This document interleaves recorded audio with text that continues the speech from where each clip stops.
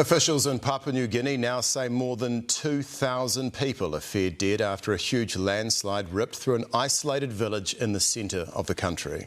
The landslide covers the equivalent of 3 to 4 football fields and is 6 to 8 metres deep. And authorities say getting supplies to the site has proved extremely challenging. Here's Nick Trubridge with the latest. Standing upon metres of unstable earth, they dig for buried bodies. Nearby, the chilling sound of grief as locals carry the dead in coffins. Then there are community leaders' pleas for help to find the missing. Responsible people, disaster office, provincial government, Red Cross, Papua joint venture, national government, local level government. But it isn't easy. The landslides near Papua New Guinea's isolated centre in what's known as Enga province. It's about 600 kilometres away from the country's capital, Port Moresby.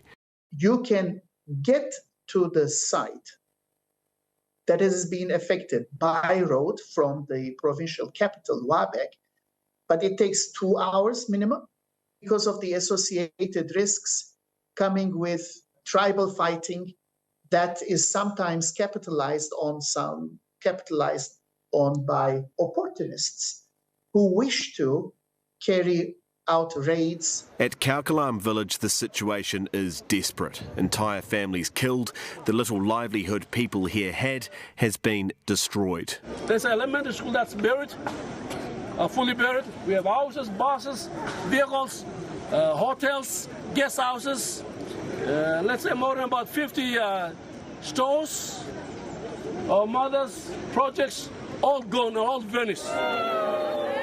NBC Papua New Guinea's Emmanuel Aurelia has been filing reports as more and more bodies are found. One is a 25-year-old young man by the name of Amo. We've only found his right foot trapped under the debris this morning. They take to the disaster zone with spades and axes, and with more effective equipment hard to come by, they'll be digging for days yet. Nick, a tragic and developing story. And you've just received a copy of a letter from authorities to the United Nations. What does that say? Yeah, that's right, Mike. I suppose the first thing to note here is just how fast things are developing in this story. On Friday, it was over 100 people feared dead. Just this morning it was 670. Now it's over 2,000. So this is changing rapidly. In terms of that letter, I've got it right here. We understand that this is going to have major economic impacts on the country. That's because the Paddy mine, which is a major gold mine in the country, of course it's a mineral-rich country, is completely blocked off, so there's no access there whatsoever. As you heard up the top, over 2,000 people now feared dead.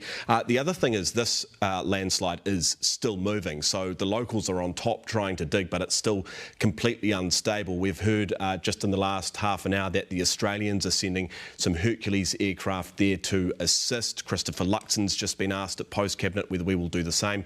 Effectively, we're on standby, but tomorrow morning we here at Newshub are expecting to talk to the United Nations country rep, who should have a fairly substantial update for us. So keep your ears peeled for that. Nick, thank you for the update.